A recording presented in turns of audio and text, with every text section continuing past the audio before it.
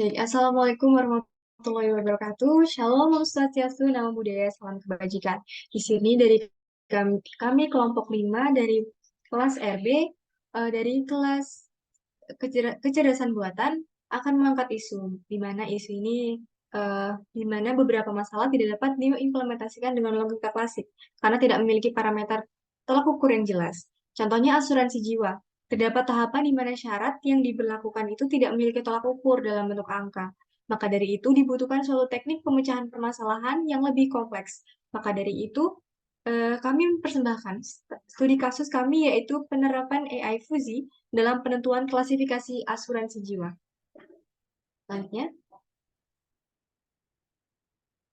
nah dalam kelompok kami terdiri dari beberapa anggota. Yang pertama ada Kanaya Dea Talita Ahmad dengan NIM akhir 0001, ada Anastasia Rahman dengan NIM akhir 013, ada Afifah Syaharani dengan NIM akhir 097, dan saya sendiri Claudia Anjeliani dengan NIM akhir 124. Untuk penjelasan selanjutnya akan saya serahkan kepada rekan saya. Baik, untuk selanjutnya yaitu adalah latar belakang. Jadi, mengapa kita mengambil tentang asuransi jiwa? Yang pertama, karena metodologi yang berkembang dengan tujuan eksploitasi ketidaktepatan dan sebagai pencapaian ketahanan, keterusuhan, dan jaya ganda. Jadi, dengan adanya metodologi tersebut, maka kita mengambil latar belakang, kita mengambil solusi untuk menerapkan sistem fuzzy logic. Yang kedua, karena penentuan calon nasabah asuransi yang seringkali memiliki variabel abu-abu ataupun ambigu. Selanjutnya adalah rumusan masalah. Jadi dengan adanya fuzzy logic, pada penerapan asuransi jiwa terdapat tiga rumusan masalah. Yang pertama adalah bagaimana fuzzy logic dapat mengatasi ketidakpastian dan kebingungan dalam pengklasifikasian jenis asuransi jiwa.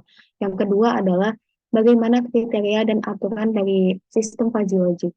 Yang ketiga adalah bagaimana keputusan yang dapat diambil dalam menentukan kelas asuransi jiwa yang didapatkan oleh pelanggan asuransi.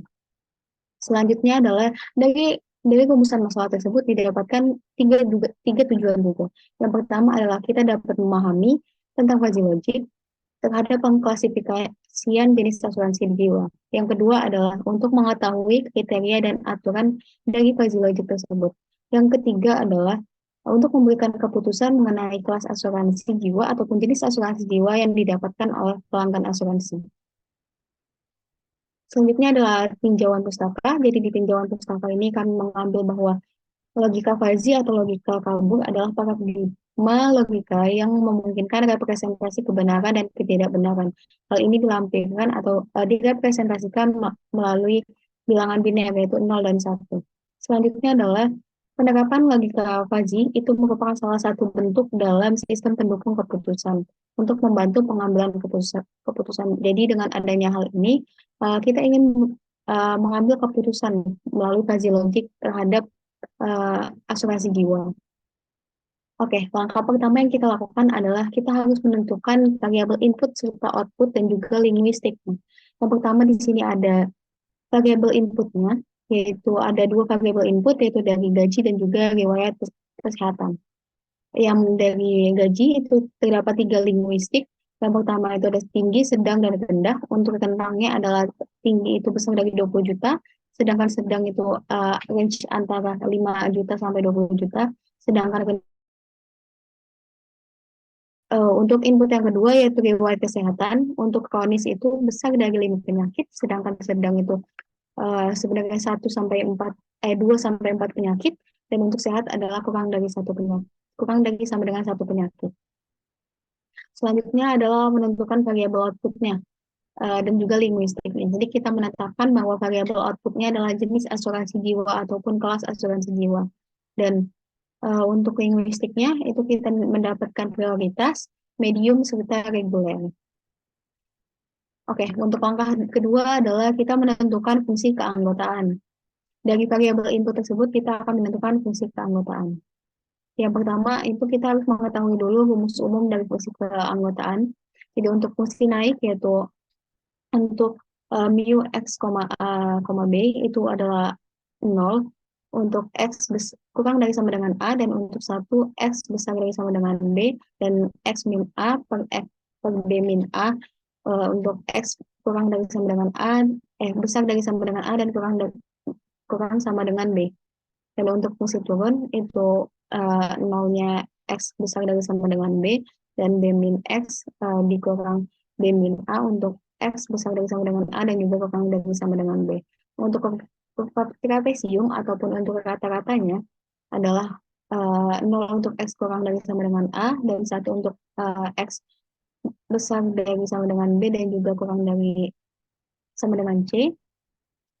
Untuk X min A per B min A sama seperti fungsi naik, sedangkan D min X per D min C itu seperti fungsi turun. Selanjutnya adalah kita menentukan fungsi keanggotaan gaji, yaitu input pertama. Karena linguistik pertama adalah tinggi, jadi kita menggunakan rumus umum yang telah kita gunakan, yaitu fungsi naik. Seperti ini, sudah dijelaskan pada rumus sebelumnya, dan juga didapatkan grafik ataupun desain dari fungsi keanggotaan gaji tinggi. Dia naik, dan di sini dapat dilihat bahwa daerah fazi itu di bagian sebelah sini. Selanjutnya adalah untuk fungsi keanggotaan gaji rendah, itu sama seperti sebelumnya, tetapi untuk daerah fazinya di daerah ini. Selanjutnya untuk fungsi keanggotaan gaji atau menengah, kita menggunakan rumus trapesium ataupun rata-ratanya. Didapatkan rumus seperti ini seperti pada rumusan umum. Dan untuk daerah faziologik sebelah sini. Sebelah sini dari ini ditarik lurus, dan ditarik lurus, dan di sebelah sini. Selanjutnya adalah kita fungsi keanggotaan gaji keseluruhan. Jadi dari tinggi, rendah, dan juga menengah kita gabungkan menjadi satu dan menjadi grafik seperti ini. Dengan keterangan untuk yang biru adalah gaji untuk tinggi, sedangkan yang orange itu untuk gaji untuk rendah di daerah sini faziologiknya, dan juga untuk gaji menengah itu dengan di sebelah sini untuk yang hijau. Oke, untuk selanjutnya akan dijelaskan oleh teman saya. Yang selanjutnya, ketika kita memetakan fungsi keanggotaan untuk riwayat penyakit, kita gunakan fungsi naik untuk kategori riwayat penyakit kronis, sehingga didapatkan grafik yang sebagai berikut. Ketika garis miring itu dikatakan sebagai area fazi, dan ketika lebih dari 5 itu dikatakan sebagai kronis, dan kurang dari 3 itu dikatakan tidak kronis. Next. Selanjutnya untuk fungsi keanggotaan riwayat medis sehat itu kita kategorikan ketika dia lebih dari 5 itu sebagai tidak sehat, dan ketika dia sama dengan 1, lebih kecil sama dengan 1 itu dikategorikan sebagai sehat, dan didapatkan area fazi sebagai berikut. Next. Selanjutnya ketika kita menentukan fungsi keanggotaan riwayat untuk penyakit medis yang sedang, kita gunakan rumus fungsi trapesium sehingga didapatkan garis miring dari kedua sisi miring tersebut itu sebagai area fazinya. Dan ketika dia di dalam range antara 2 hingga 4 dikatakan sebagai riwayat sedang. Dan sedangkan di luar daripada itu, kita lebih dari 5 dikatakan tidak sedang, maupun kurang dari sama dengan 1 itu tidak sedang. Next. Ketika kita sudah memetakan dari ketiga grafik tersebut, kita gabungkan ke dalam grafik sebagai berikut. Di mana ketika garisnya berwarna orange itu dikategorikan sebagai garis yang sehat, riwayat penyakit sehat. Untuk garis biru itu sebagai kategori riwayat penyakit kronis, dan ketika garis yang berwarna hijau ini sebagai riwayat penyakit yang sedang. Next. Tahapan selanjutnya yaitu merancang aturan fazi, yang mana ketika kita dari kasus ini kita lakukan 2 input dan 3 variabel linguistik, maka akan didapatkan sebagai 9 aturan. Aturan dasarnya yang dibuat, yang pertama ada ketika gajinya tinggi, maka riwayat penyakitnya juga ketika gajinya tinggi dan riwayat penyakitnya kronis, maka kita kategorikan sebagai prioritas. Yang kedua, ketika gajinya sedang dan riwayat penyakitnya sedang, maka jenisnya yang didapatkan itu sebagai kelas medium. Dan yang ketiga, ketika gajinya rendah dan riwayat penyakitnya sehat, maka jenis dari asuransinya itu dalam kelas reguler. Next. Nah, ketika kita dengan aturan sebelumnya, kita definisikan dengan tabel keseluruhan, sehingga didapatkan sebagai rincian tabel yang dijabarkan sekarang. Next. Selanjutnya, kita lakukan diversifikasi dengan metode Mamdani. Sebagai contoh, terdapat dua individu yang mana ketika orang A ini memiliki gaji sebesar 15 juta dengan riwayat 4 penyakit. Orang B memiliki gaji sebesar 21 juta dengan 4 riwayat penyakit. Lalu kita lakukan fusifikasi terhadap gaji dari kedua orang tersebut. Ketika orang A ini memiliki gaji 15 juta, ini termasuk dalam range yang menengah. Jadi kita lakukan perhitungan fungsi sebagai berikut. Yang mana ketika X max dikurangi X max dikurangi X min, sehingga didapatkan 61, nilai yang dihasilkan yaitu 6. Ketika orang yang B ini memiliki gaji di range 21 juta. 21 juta ini termasuk dalam range yang kategori tinggi dari grafik sebelumnya. Lalu kita lakukan perhitungan di grafik tinggi sebagai X max dikurangin X dikurangin X min, X max dikurangin X min, sehingga didapatkan 0,1. Next. Kita lakukan klasifikasi dengan riwayat penyakitnya, sehingga ketika orang A ini memiliki 4 riwayat penyakit, didapatkan sebagai berikut. Ketika kronis, X-nya dikurangin X min, X max dikurangin X min, didapatkan 0,5. Ketika sedang, dia didapatkan juga X-nya dikurangin X min, X max, dan dikurangin X min.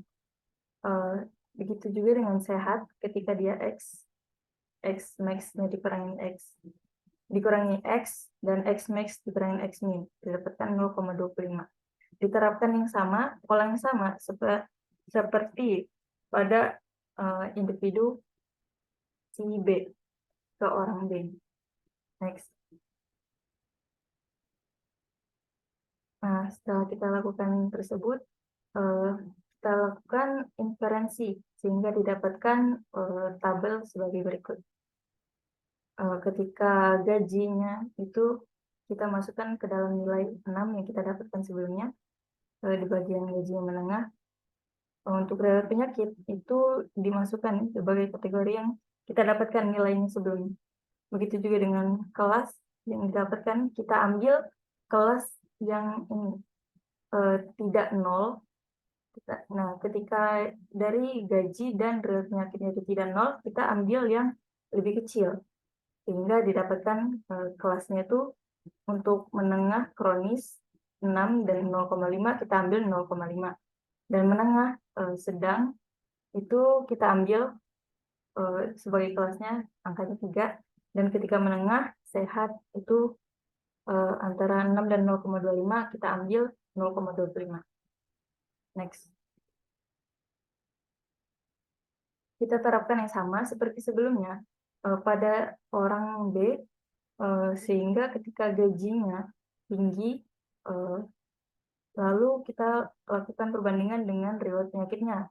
Ketika gaji tinggi dengan kronis 0,5, kita ambil 0,5. Lalu ketika gaji tinggi sedang, kita ambil 0,1, dan gaji tinggi riwayat penyakit sehat itu kita ambil 0,1. Next.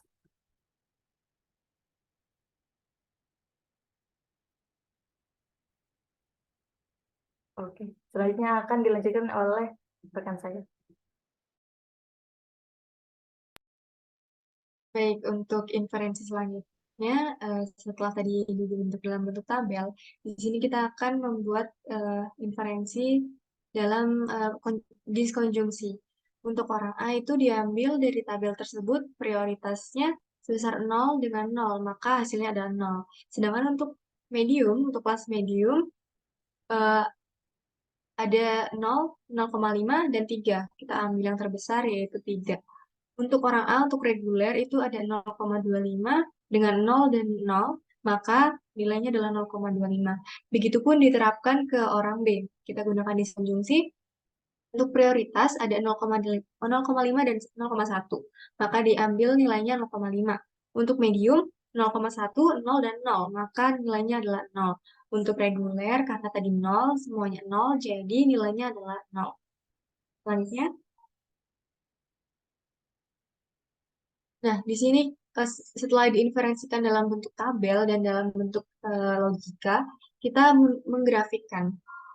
Jadi di sini untuk orang A, dalam grafik ini sudah terbagi menjadi kelas outputnya yaitu reguler, medium, dan prioritas. Nah, untuk orang A sendiri, dari prioritas tadi kita bisa lihat bahwa tidak ada eh, grafik yang berarti di sini. Artinya dari eh, nilai tadi nilainya adalah 0. Untuk medium ini sangat tinggi di dalam skala 3 sesuai dengan perhitungan tadi. Untuk reguler adalah 0,25. Di sini mungkin tidak terlalu terlihat karena skalanya sangat kecil, 0,25 berbanding dengan skala 3 yang lebih besar. Nah, bisa next. Kemudian untuk grafik diversifikasi Mamdani dari orang B itu sama dari inferensi tadi didapatkan bahwa di kelas prioritas itu 0,5 skalanya nilainya dan medium itu adalah 0,1. Sedangkan untuk reguler itu adalah 0. Sebetulnya dari sini sudah dapat dilihat kelas kelas akhirnya di mana orang B ini memiliki eh, kelas klasifikasinya di prioritas. Sedangkan tadi untuk orang A itu adalah kelasnya ada di medium.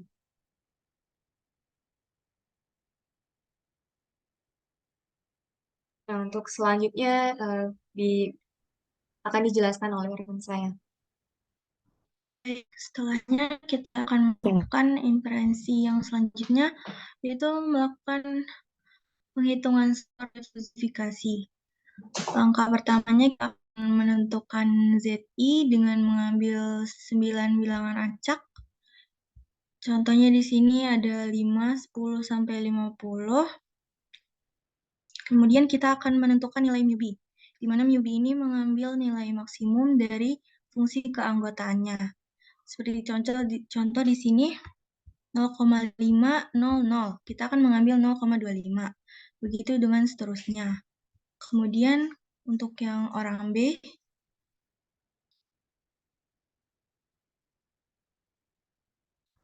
kita lakukan juga menentukan ZI, kemudian μB-nya kita ambil. Contohnya di sini 25 itu ada 0, 0,50. Kita ambil nilai yang paling maksimum yaitu 0,5.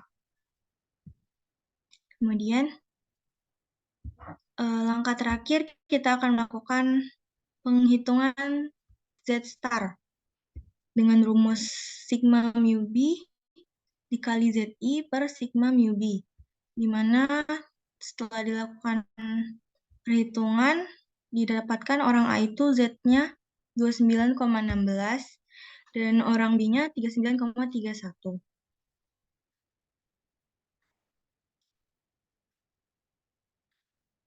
Hasil yang didapatkan jadi antara orang A dan orang B didapatkan nilai Z-nya yaitu ZA ada 29,16, kemudian ZB itu 39,31.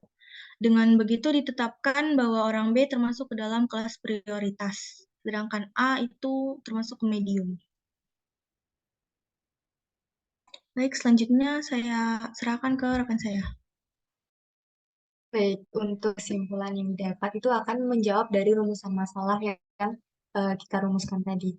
Dari penerapan fuzzy ini yang kami lakukan dan dapatkan bahwa yang pertama, fuzzy logic membantu mengatasi ketidakpastian dalam melakukan klasifikasi peserta asuransi jiwa dan terjawab pada saat kami melakukan penerapan secara langsung.